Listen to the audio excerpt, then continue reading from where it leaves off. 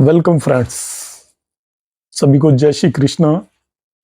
आज professional astrology को मैं आगे बढ़ाऊंगा और एक दो बहुत ही इंपॉर्टेंट टॉपिक्स पर बात करने वाला हूं। प्रोफेशन में जो सबसे पहले यदि हम आज के समय के हिसाब से देखें तो जो एस्ट्रोलॉजर्स के पास मैक्सिमम जो क्वेरीज आती हैं वो रिलेटेड टू आती हैं एजुकेशन, प्रोफेशन, मैरिज एटसेट्रा। और आज मैं बहुत ही दोनों इंपॉर्टेंट पॉइंट्स को टच करूंगा इस वीडियो के अंदर। सबसे पहले हमें यदि किसी का भी प्रोफेशन देखना है तो हम कौन कौन से पैरामीटर्स को और किस तरीके से देखेंगे उस पर मैं बात करूंगा। तो प्रोफेशन का जो हाउस होता है किसी भी कुंडली में वो 10th हाउस होता है।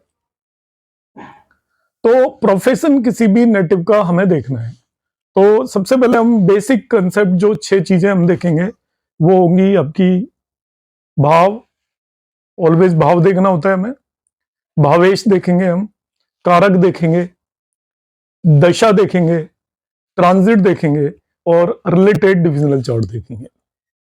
हर एक काम का एक डिविजनल चार्ट होता है तो प्रोफेशन का डिविजनल चार्ट D10 चार्ट होता है। अब सबसे पहले मैं बात करूंगा प्रोफेशन के केस में 10th house is the most important house. Profession के केस में 10th हाउस सबसे इंपॉर्टेंट हाउस हो जाता है। तो 10वें भाव से रिलेटेड सारी चीजें हमें देखनी है। अब 10वें भाव से रिलेटेड हमें क्या देखना है? सबसे पहले हम 10th हाउस देखेंगे और 10th हाउस हमें देखना है फ्रॉम लग्न। 10th हाउस हमें देखना है from the moon also and sun, सूर्य से भी, क्योंकि सूर्य भी एक तरीके से प्रोफेशन का कारक है। तो 10th भाव जो हमें देखना है वो देखना है from the lagna, from the moon and from the sun. देखना क्या है, सभी को पता है कि 10th भाव कैसा है, उस पर किसकी एस्पेक्ट है, कौन से प्लैनेट्स उसके अंदर प्लेस्ड है। दूसरा जो पैरामीटर हम देखेंगे भावेश। तो भावेश आपका 10th लॉर्ड हो जाएगा। अब 10th लॉर्ड आप डिटेल में एनालाइज करना चाहें तो आप from the lagna 10th Lord देख लीजिए, मून से 10th लॉर्ड देख लीजिए और सन से 10th लॉर्ड को भी देख लीजिए। थर्ड वन जो पॉइंट हमें चेक करना है जब भी प्रोफेशन से रिलेटेड कोई भी क्वेरी आती है वो हमें देखना है कारक। और प्रोफेशन के मल्टीपल कारक होते हैं, अलग अलग कामों के लिए अलग अलग कारक अलॉटेड है। तो मरकरी भी एक कारक होता है, सूर्य भी एक कारक होता है, सन, सैटर्न भी एक कारक होता है, जुपिटर भी एक कारक होता है। तो बेसिकली ये 4 कारक हैं जो कि 10th हाउस के कारक होते हैं या प्रोफेशन के कारक होते हैं। तो हमें कारक भी देखना है, सूर्य देखना है, शनि देखना है, जुपिटर देखना है और मरकरी भी देखना है। अब हम 5वें पॉइंट पर जिस पे डिस्कस करेंगे हमें क्या देखना है, तो हम 10th हाउस में कौन से प्लेनेट प्लेस्ड हैं उनको भी हम देखेंगे। 10th हाउस को कौन से प्लेनेट एस्पेक्ट कर रहे हैं उन्हें भी हमें एनालाइज करना है।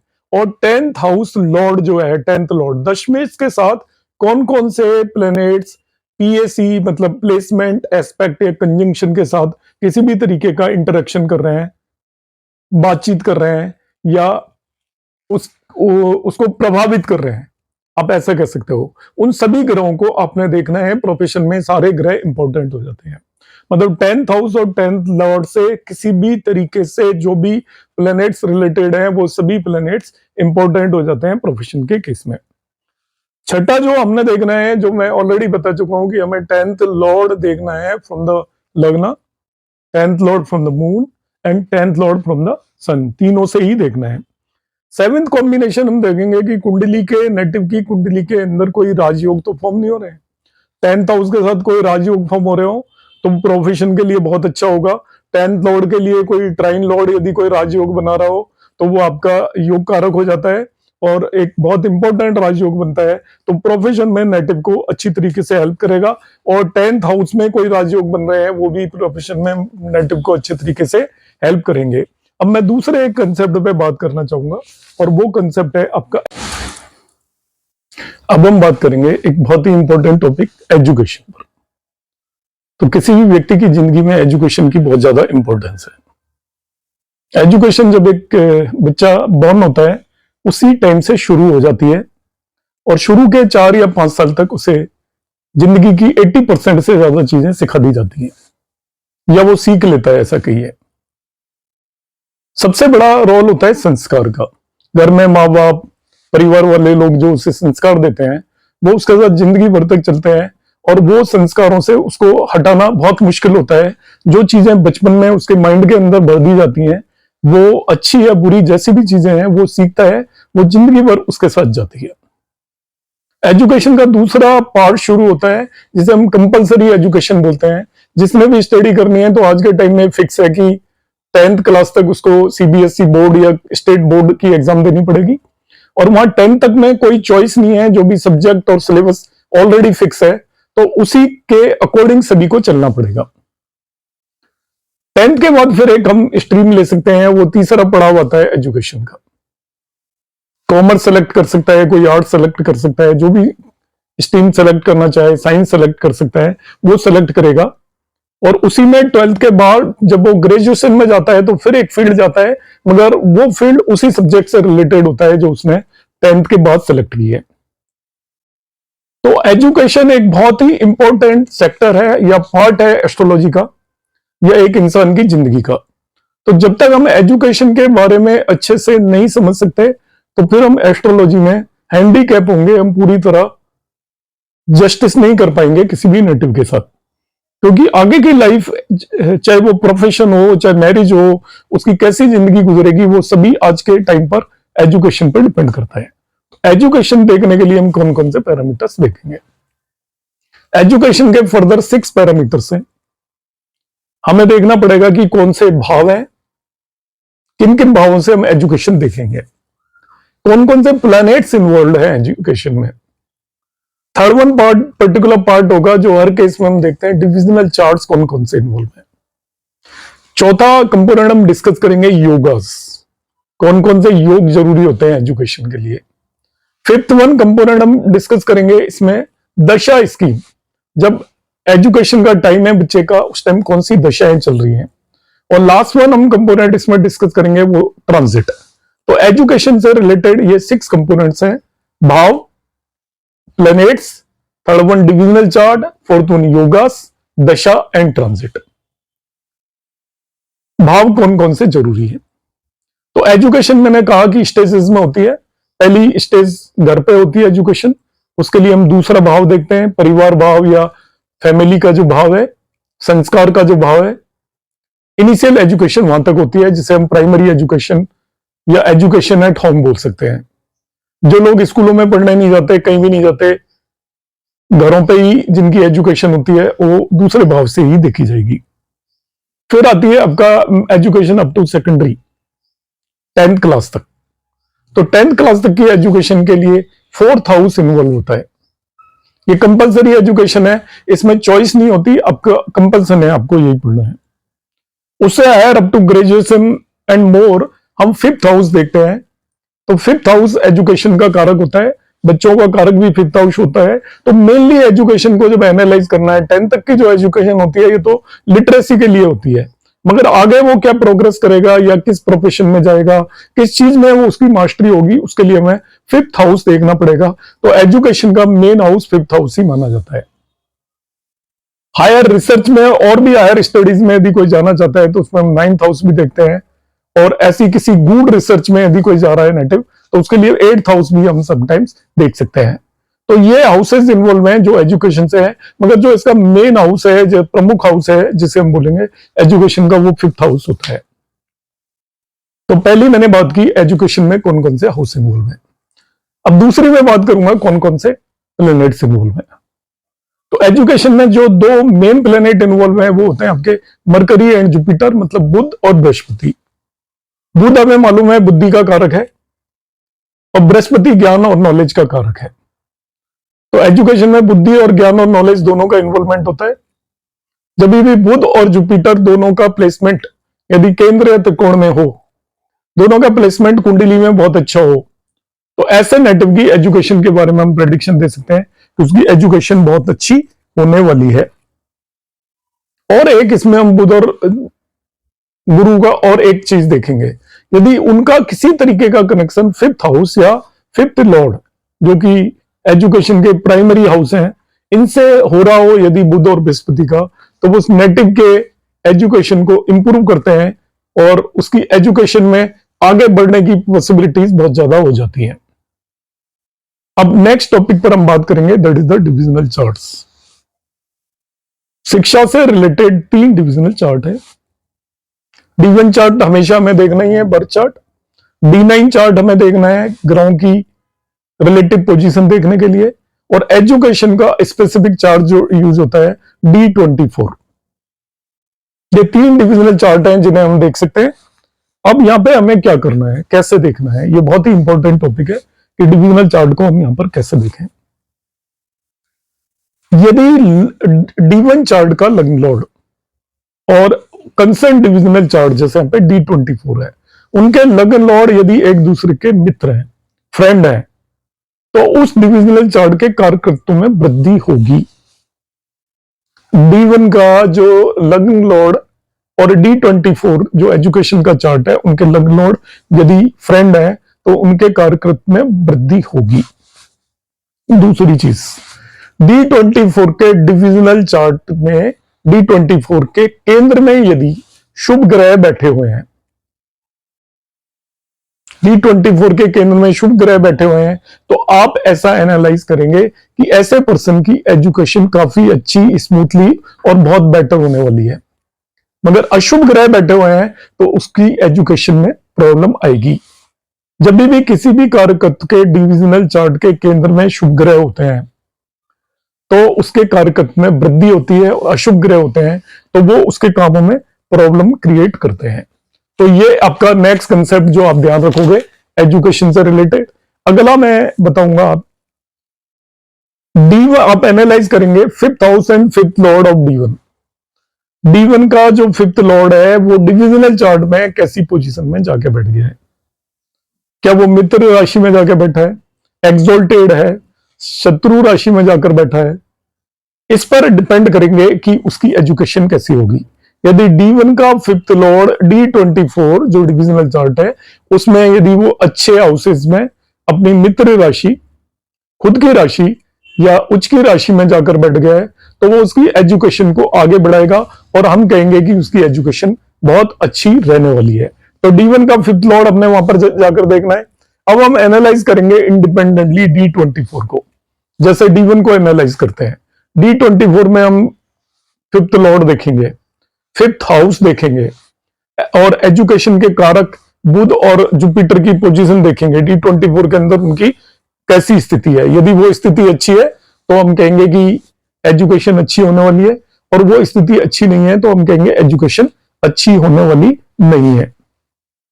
और क्या देखेंगे नेक्स्ट स्टेप, अब D24 के 5th लॉर्ड की पोजीशन हम D1 चार्ट के अंदर आकर देखेंगे कि जो D24 वर्ग चार्ट है उसका 5th Lord birth chart D1 के अंदर कैसी पोजीशन में है। देखेंगे से मेरा मतलब सिंपली है कि वो अच्छी पोजीशन में है, अच्छे भावों में है, अच्छे अपने मित्र राशि में है, और शुभ ग्रह उसे देख रहे हैं तो वो अच्छा होगा। और अशुभ ग्रह देख रहे हैं, अशुभ ग्रहों भावों में है और शत्रु राशि में है तो उसके सिग्निफिकेशंस में डिफिकल्टी आएगी। तो इस तरीके से हम डिविजनल चार्ट का एनालिसिस करेंगे। डिविजनल चार्ट को इंडिपेंडेंटली भी देखेंगे, D1 चार्ट के 5th लॉर्ड को देखेंगे डिविजनल चार्ट में वो कहां चला गया है D24 में। ऐसे D24 के 5th लॉर्ड को हम D1 में देखेंगे, वो कहां पर आकर बैठा हुआ है, उसकी कैसी पोजीशन है। तो ये नेक्स्ट कंसेप्ट जो हमने देखा कि हम किस तरीके से डिविजनल चार्ट को देखेंगे।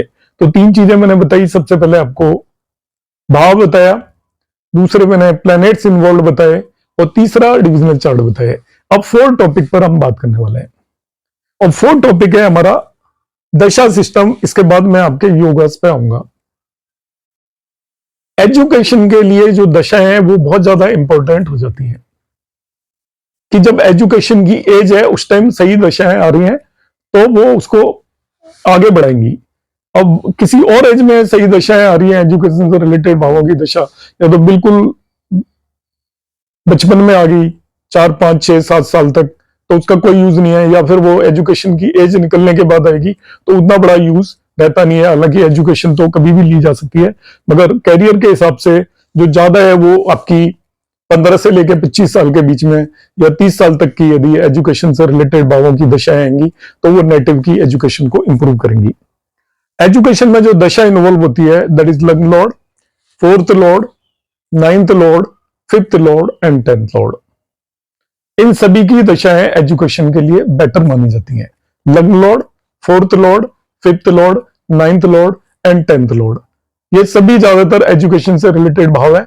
लग्न लॉर्ड की दशा हर केस में अच्छी होती है। फोर्थ लॉर्ड भी एजुकेशन है, फिफ्थ लॉर्ड भी एजुकेशन है, नाइन्थ लॉर्ड भी एजुकेशन है और 10th लॉर्ड कर्म से रिलेटेड है, तो एजुकेशन और प्रोफेशन दोनों का मिक्स है, तो इन भावों की दशा होनी चाहिए। 10th के एग्जाम पे टाइम में इन किसी भी भाव की दशा है तो ऐसे नेटिव आगे प्रोग्रेस करेगा। दशाओं में जो दूसरा सबसे इंपॉर्टेंट पॉइंट मैं बता रहा हूं, यदि दशा हो लग्न लॉर्ड की, उसमें अंतर दशा हो फिफ्थ लॉर्ड की और प्रत्यंतर दशा हो 10th लॉर्ड की, तो ऐसे एजुकेशन के टाइम ये दशा सबसे बेस्ट मानी जाती है। This is the best combination. लग्न लॉर्ड की दशा, फिफ्थ लॉर्ड की अंतर दशा और 10th लॉर्ड की प्रत्यंतर दशा हो तो ऐसा पर्सन एक्सेल करता है किसी भी फील्ड में। 12th के बाद कोई आईआईटी की तैयारी कर रहा है, उसकी इस तरह की दशाएं चल रही हैं तो उसके सक्सेसफुल होने के बहुत ज्यादा चांसेस हो जाते हैं। Next factor that is fifth factor पे मैं बात करूंगा, वो होता है आपके योगास। एजुकेशन से रिलेटेड कौन से योग हैं, विद्या से रिलेटेड जो भी योग होंगे उन्हें हम एजुकेशन में यहां पर ले आएंगे। आप सभी बुद्धादित्य योग से फैमिलियर है। बुद्ध बुद्धि है तो बुद्धि से रिलेटेड जो भी बुद्ध योग बनाएगा वो ज्यादातर योग एजुकेशन में हेल्प करेंगे। एक सिंपल सा कंसेप्ट है। तो बुद्धादित्य योग, सूर्य और बुध जब एक हाउस में हो तो बुद्धादित्य योग होता है, तो वो नॉर्मली ज्यादातर लोगों की कुंडलियों में मिलता है और उसके बारे में सब जानते हैं, तो मैं वो डिटेल में यहाँ पे डिस्कस नहीं करूंगा। दूसरा जो योग होता है वो है आपका संख्य योग। संख्य योग होता है फिफ्थ एंड सिक्स्थ लॉर्ड एक दूसरे से केंद्र में बैठे हों। पांचवें भाव का स्वामी और छठे भाव का स्वामी एक दूसरे से केंद्र में बैठे हो और नेटिव की लग्न स्ट्रांग हो तो उसको हम संख्य योग बोलते हैं। तो संख्य योग भी एजुकेशन में हेल्प करता है। फिफ्थ एंड सिक्स्थ लॉर्ड एक दूसरे से वो कंपटीशन में सक्सेसफुल बनाएगा पर्सन को, क्योंकि आजकल केवल पढ़ लेने से काम नहीं चलेगा, आपको कॉम्पिटेटिव एग्जाम क्लियर करनी पड़ेगी और कॉम्पिटेटिव एग्जाम क्लियर करने के लिए एजुकेशन के स्ट्रॉन्ग योग होने चाहिए। नेक्स्ट सरस्वती योग है जिसकी हम बात करेंगे। तो सरस्वती विद्या की माता है, तो उनके जो योग हैं वो भी बहुत इंपॉर्टेंट होंगे। इसमें जब आपके तीनों शुभ ग्रह बेनिफिट प्लैनेट जुपिटर, वीनस और mercury, Jupiter, Venus and mercury, यदि पहला, दूसरा, चौथा, पांचवा, सातवां, नवा और 10वें भाव में हो, इनमें से कोई भी अकेला या ज्वाइंटली, तो उस पर्टिकुलर योग को हम सरस्वती योग बोलते हैं। तो तीन आपके शुभ ग्रह हो गए, बुध, बृहस्पति और शुक्र।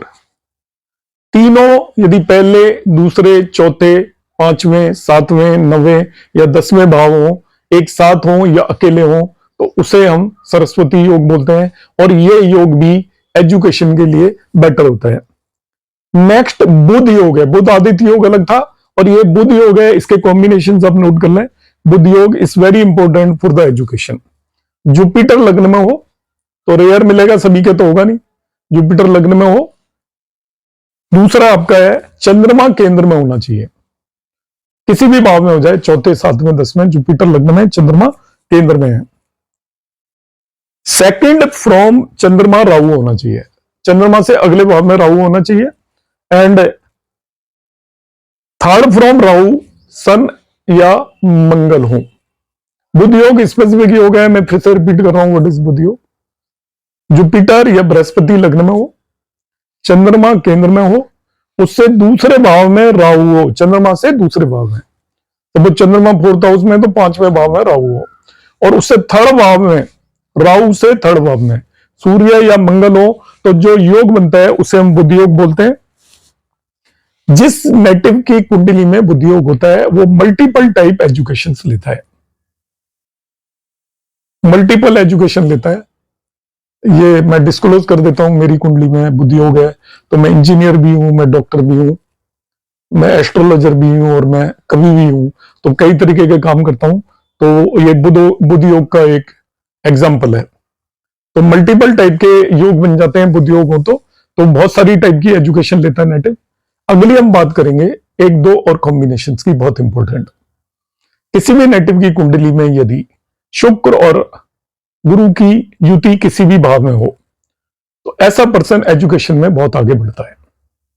शुक्र और गुरु की युति होनी चाहिए, किसी भी भाव में हो तो वो नेटिव एजुकेशन में बहुत आगे प्रोग्रेस करता है।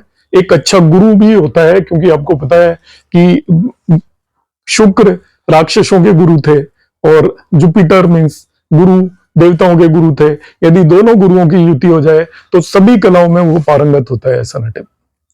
एक अगला कॉम्बिनेशन है that is Mars and Jupiter.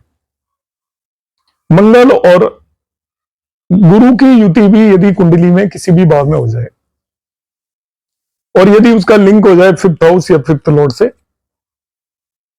लग्न या लग्न लॉर्ड से, तो ऐसा पर्सन भी एजुकेशन में बहुत आगे एक्सेल करता है, बहुत आगे जाता है, रिनाउंड होता है वो अपने फील्ड में, जिस भी फील्ड में वो उसने जो भी एजुकेशन ली होगी रिनाउंड होगा। जैसे हमारे प्रेसिडेंट कलाम थे, तो हालांकि मुझे उनकी कुंडली के बारे में कोई सर्टेनिटी नहीं है, पर भी ऐसा कहते हैं कि उनका मार्स और जुपिटर का कंजंक्शन हुआ करता था। तो इन दिस वे हम ये बहुत सारे योगों को यूज कर सकते हैं। आज मैंने आपको बताया कि एजुकेशन से रिलेटेड कौन कौन से योग हैं और एजुकेशन में हम क्या देखेंगे। उम्मीद है आप लोगों को वीडियो अच्छा लगा होगा। यदि आपको मेरा वीडियो अच्छा लगा है तो आप लाइक और शेयर कर सकते हैं।